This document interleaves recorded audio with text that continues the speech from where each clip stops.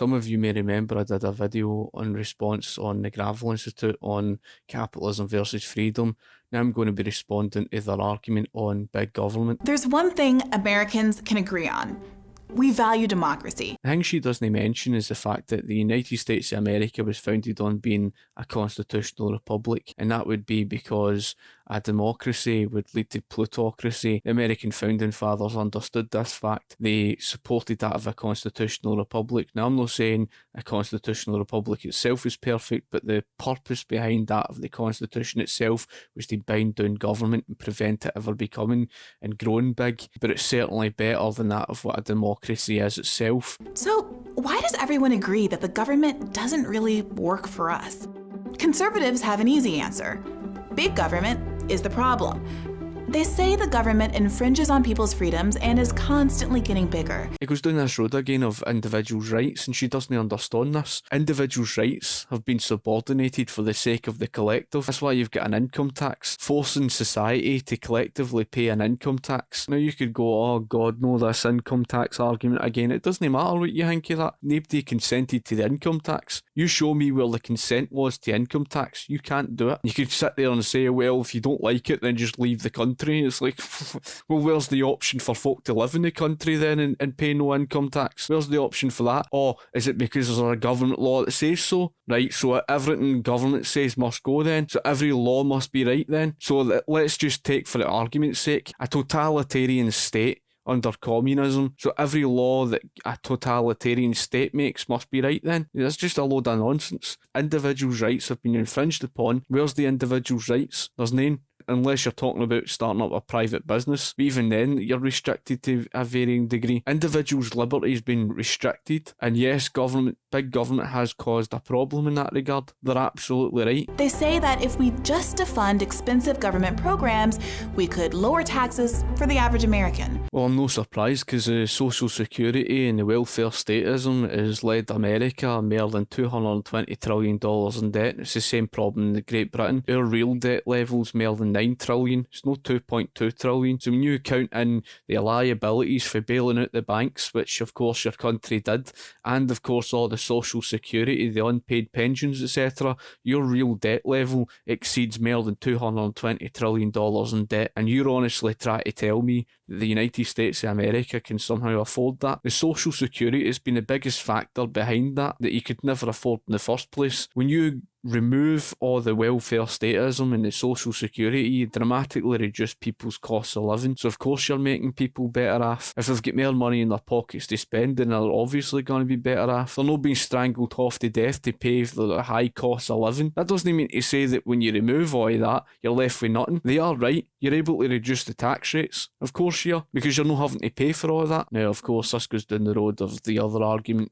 to say, oh, but people wouldn't provide for other people, so we need to force the issue. Try to justify government theft and violence, in other words. With that money back in the hands of ordinary people, they say, people could handle their problems on their own. But there's a big problem with that. It's just not true. Sure, the US government is big, but not as big as it used to be.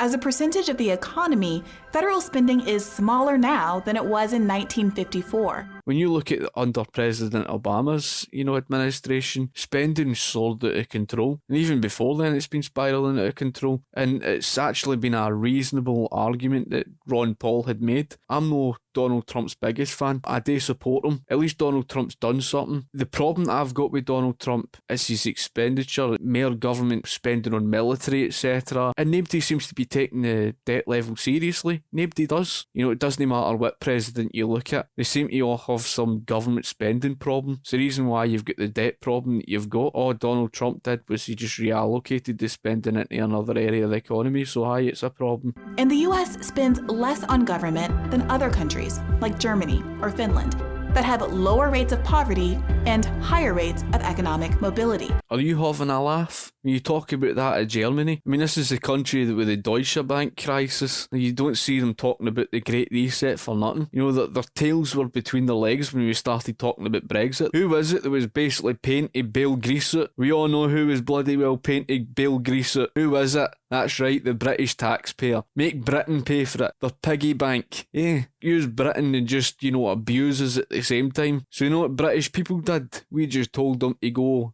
day one. Stick it right up your arse. Take your European Union, Soviet Socialist Republic, go and day one. Get yourself tape. That's exactly what he says. The European Union, Soviet Socialist Republic's been in decline for the past 40 plus years. The same Germany that was begging Angela Merkel, absolutely begging us when it came to Brexit, because she knew the reality of what that would cause. And then you turn to that of Finland, of all countries, a country where its government ended up collapsing because of stuff like universal healthcare, because apparently it's more affordable. It's more affordable because it says free. Look, it says free on it. It's free. It's more affordable. Honestly, aye, for face value, no for behind closed doors, is it? The American dream is more alive in these big government countries than in America. See, the thing you don't touch upon, you really don't seem to understand, is the United States of America is based off of corporatism, crony socialism, if you want to call it that. Alexander Hamiltonian's America. It's not based off of, Thomas Jefferson's America. And there's no truth to the claim that the bigger the government, the less free the people. How can you strip individuals of their individual rights and liberty, force them into a collective group, and then say, I never took away freedom, I never took it away, I'm all for freedom, but at the same time you must do this as a collective. It's all for the greater good of the greater number.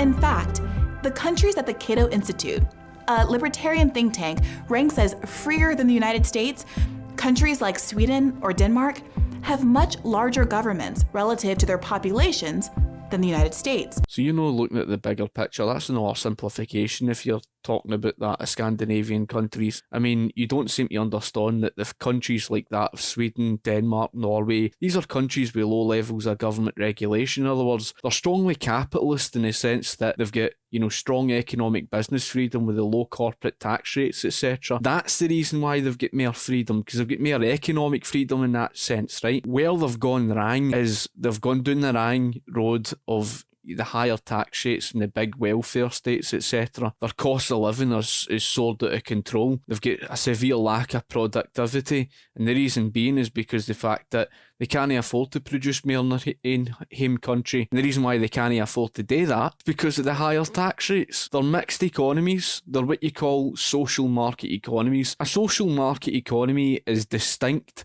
for that of social democracy, because typically what you hear for these social democrats, the social democrats are always saying, we need strong government regulation to keep the private sector in check, right?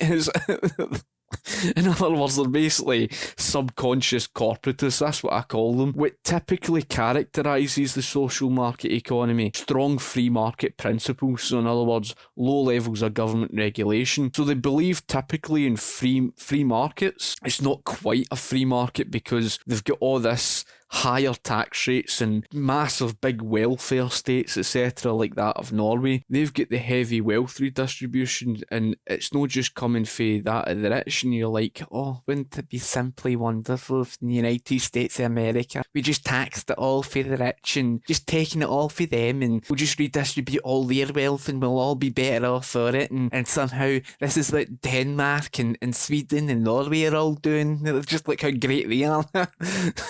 But you're not even staring at the reality of the fact that when you talk about countries like Norway, their heavy wealth redistribution, even countries like Denmark and Sweden, they're all taking it for the middle class and the poor, and they've got a serious debt crisis themselves, so they're hardly any better off than that of, your own country. A large government doesn't mean an unfree population. You see, government isn't a problem in and of itself. In a country as sprawling and diverse as America, there needs to be an institution to build infrastructure and inspect food and to put out fires. to do things that help our communities, even if they don't turn a profit. You're having a laugh. You could look at the 19th century United States of America. You could look at the comparison between the likes of Cornelius Vanderbilt and James J. Hill, who took on no government subsidies whatsoever, in other words, internal improvements. And you could go down the road with this whole myth again of the myth of the robber barons and all this nonsense, the crap that hit out with you about, they used predatory pricing and all of a sudden they just lowered the prices below everybody else, wiped out their competition and then shafted the consumer. Of course, that never happened because prices were driving down. The consumer price index between 1840 to 1900 was continuously dropping. Why was it that the hundreds of private companies who did take on the government subsidies, in other words, the internal improvements, they were all going bankrupt? Why is that? Why is it the political entrepreneurs were all going bankrupt, yet the market entrepreneurs who refused to take on government subsidies were doing better off than them? They actually just took advantage and they exploited people and all the rest of this fucking absolute crap they had away. The myth after myth after myth. It's the same myth that they used about the dangerous concentration of wealth in the hands of the few. Yeah, that didn't even happen, but of course they just make it up as they go along. So that's exactly what I mean about this. And then she uses this to do with the fire department. Yeah, how wonderful that was with the Ash building in 1911. The fire department was, late in showing up. Their ladders were too few. They were inadequate as they could only reach between the 6th and 7th floors. And the fire started on the 8th flare. Great, isn't it? Fantastic. But that's the government-run fire department for you. But you know what the special part is? She says that they could do all this without a profit. It's the economic illiteracy of folk. They don't even understand the first thing to do with what profits are. Profits aren't just something you just fill your own pockets with. Profits are something there as a price signal to tell you consumers' demand. That's what profits are. And see if you reject profits, you're basically rejecting the consumer's needs and wants. And you don't even understand it because you don't even understand what prices are. You just say, who cares about profits? It's like, we can just run everything without profits, yeah. And what are you doing when you run things without profits? You're running at a loss, ain't you? Or have you not even figured that out yet? No wonder we're screwed. It's like, look at the debt level and she's saying, we don't need to run things for profits. Like, what do you need that for?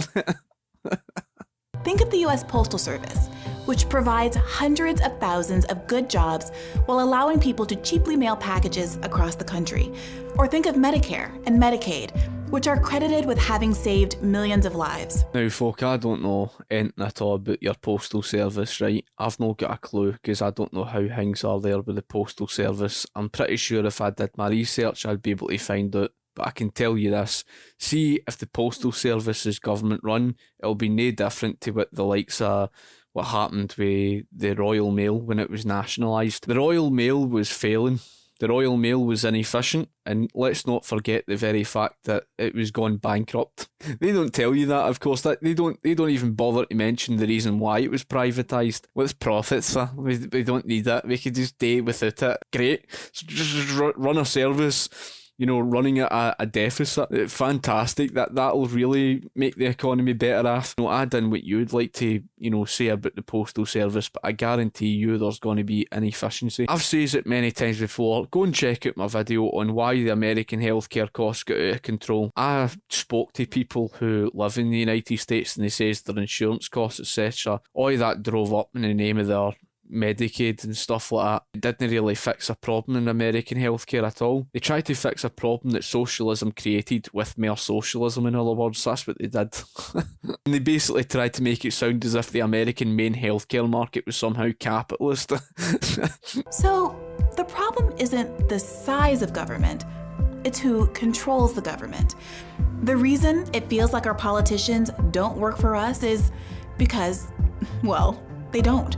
The size of government becomes more corruptible. It's easier to corrupt. That's how you've got this corporatist system that you've got today. You've got in that position because at big government it's easier to influence. And that's the very reason why big corporations are taking advantage of it. because they're able to easily just pay off politicians now. See, if you reduce the size of government and limit government of its power, etc., at least it's more accountable. Because of the size of government, it's less accountable, and that's why you've got big government walking all the tappy people. And since it's walking all the tappy people, it thinks it can just do whatever it likes. Even if you go back to about the 19th century, and it wasn't until Abraham Lincoln stepped in with the internal improvements, in other words, the corporate subsidies. Isn't it a surprise that as soon as government road building came around, building roads in its own self-interest and built it right through people's own private farmlands without their consent? That's exactly what government did.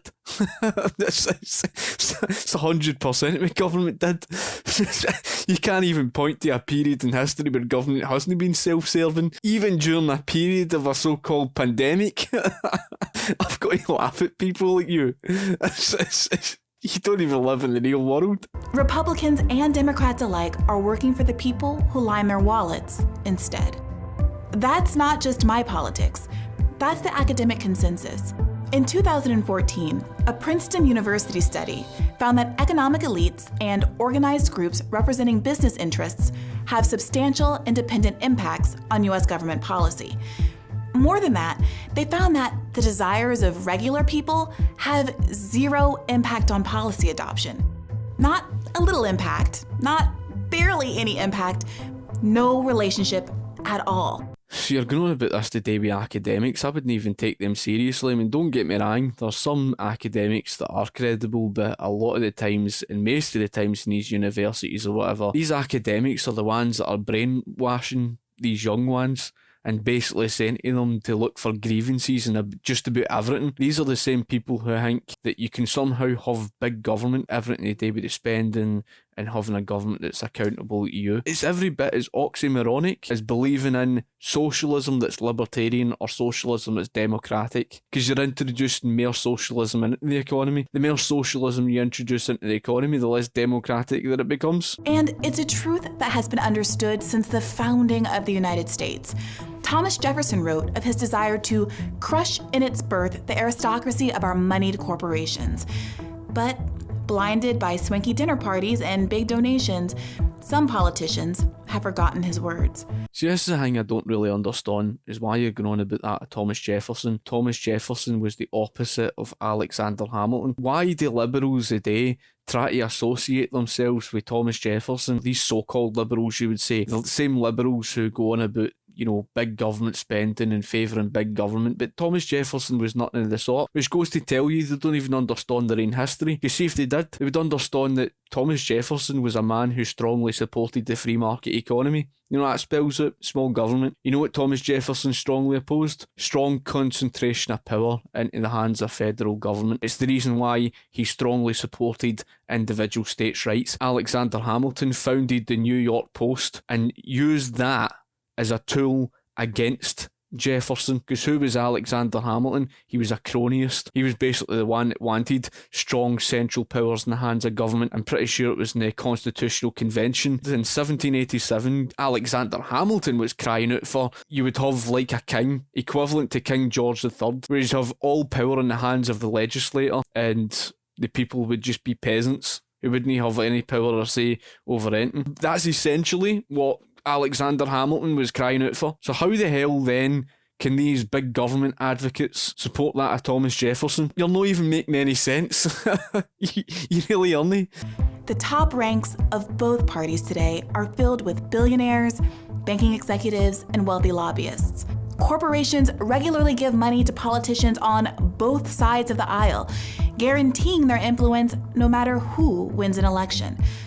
Whoever wins, you lose. So you acknowledge the fact that it's fully that, but you want big government. That's the very reason why you've got this corporatocracy. Monopolies don't stem because of a free market, because of competition. Competition and consumer choice are the two elements that prevent monopolies from forming, because you're introducing more and more government. That's what the lobbyists are lobbying for. They want more government, because the lobbyists are lobbying big government for more government regulation to stamp out the competition of smaller businesses. The more and more government regulation that there is, the more complicated it becomes, because there's thousands of pages there. And it's not just a case of the thousands of pages, it's the heavier costs of government regulation. With a government under the control of corporations and the rich, the system has been rigged completely in their favor.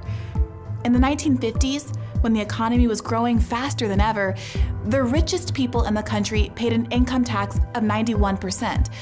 The corporate income tax was above 50%. But after decades of tax cuts for the rich, the 400 richest Americans pay a lower tax rate than the bottom 10%. So you completely ignore the fact that the rich are actually the ones that are the job creators, so that's why the tax rates are reduced. And it was actually discovered in the 1950s anyway. The rich weren't even paying it, they just found loopholes and way around paying it. You can even check the tax accountants, they'll tell you themselves. They've got legs to run with and bags to pack, so they can easily leave. Or, of course, they just find loopholes, exactly what they did. They weren't even paying it. Again, it's the same myth. This myth about the rich getting richer and poor getting poorer, it's just a load of nonsense. They used that same myth in the Industrial Revolution. I touched upon that one before. I don't need to go into it again. You can just check for yourself here, and you can see that the rich were getting richer and the poor were getting richer faster. Wealth isn't to do with the wages. Wealth isn't to do with the quantity of the paper, because if that was the case, then Venezuelan people would be stinking filthy rich. They weren't able to buy anything with it. They could barely even buy a toilet roll. So all this nonsense about a minimum wage and all the rest of that crap and stuff, and it's never worked. When you're talking about wealth, you're talking about consumer consumption, basically the amount you can buy. That's the reason why, like I said before, Margaret Thatcher held up the two shopping bags or whatever it was, and she was showing the difference between one and the other. The improvement that she made, you were able to buy a lot more. Corporations, elites, and the politicians they control will justify this inequality by saying that different rules for them mean more wealth for all. But recent history shows that's not the case. While American workers have become dramatically more productive, their wages have stagnated or fallen. The average hourly wage was higher in 1974 than it was in 2018. Again, what you're completely ignoring is the fact that in 1974, this was after you saw the partial gold standard taken away. You were left with a fiat currency. Inflation immediately spiralled way out of control. So what do you think's going to happen when inflation spirals way out of control, out of nowhere, simply because the partial gold standard's removed? Of course they're going to try and react to that with a higher minimum wage. And how did that turn out for them? Failed, just like every other time it's failed. More than 70 odd years of failure of the minimum wage. Every single time they've tried it. Here in Britain, doesn't matter where you look. That's the problem that you socialists, you just don't get it. You've never understood this, right? You create the problem with your higher inflation. You're the cause of the problem. You're the one who insisted that we run the printing press with your socialist fractional reserve banking to basically encourage government borrowing and spending. You're the one that wanted all that government borrowing and spending, right? That's what you wanted. Well, of course, they went down that road. Inflation soared out of control. So how did you try to react to the higher inflation? A higher minimum wage? You're going nowhere with it. You're just creating an even greater problem. You've got all these good intentions, but you ignore the consequences that follow it. And the laughable thing is that running the printing press will never cause a problem. It's not caused a problem in the last 100 years, so we'll just get away with it. Jesus Christ, man. And look at the devaluation of the currency. It's not going to cause a problem. It's just going to cause a full-blown currency crisis, that's all. Just nothing much. The sad thing is, there's people in society, they're too common to actually believe all that. For too long, we have been presented with a false choice. Big government versus small government. We're right to be skeptical of the people who lead us. They don't work for you or for me, but it's not because government is big. It's because it's bought. At the end of the day, you're probably a well-meaning person and you just want the best for people, right? And I can understand that. But you've not got a clue. Big government is the problem. It comes at a heavier cost. And big government follows that with strong government regulation. The heavier the government regulation is, the more complicated it becomes. Smaller business people cannot afford to pay people to find loopholes in that. Meanwhile, the heavier government regulation, big corporations can. That's how they're able to gain the competitive advantage and gain a monopoly or oligopoly over the market. It gives them the competitive advantage and it leaves you at a competitive disadvantage. It means that you've got government's big heavy boot down on top of you. Meanwhile, they're running away with all of that because you've basically supported the very cause of the problem. You've basically supported exactly what's led to this very problem. And you're doing it through good intentions because you just don't understand. That's the reason why you need to reduce the size and power of the state. And it's laughable. It's like I says earlier on about the Thomas Jefferson thing. You're trying to associate Thomas Jefferson. Thomas Jefferson was basically saying to you, look, big government here is the problem. You can't concentrate wealth and power into that of a central government and trust upon it. That's why we need a constitution to bind it down, to prevent it ever becoming such a thing, because it becomes tyrannical. And not only that, it goes on the path of its own. What Thomas Jefferson was warning you about, what he was basically saying was, he was saying, if you decentralise things and put it into the hands of the people, of individuals, so that you've got a free market, then of course we'd be much better off. And he was right. Because what you're living under today is Alexander Hamiltonian's America. And that's what you don't seem to get. You don't understand the very fact that big government has been the problem all along. Now, I'll leave you a blog post or an article or whatever it is. And it was a guy who, shared this. And he made many good points on this, of course, this topic issue. Because he wanted to respond to it himself. So I'm going to link to you in the description area below. You can check out his blog post where he touches upon a lot of really useful information I think is very worthwhile. At the end of the day, folk, if you've got anything you would like to add in, you can comment in the comment section below, or question or that. Just comment. Anyway, I hope you've enjoyed the video, and I hope it's been educational enough for yourself. And thank you for watching. Cheers.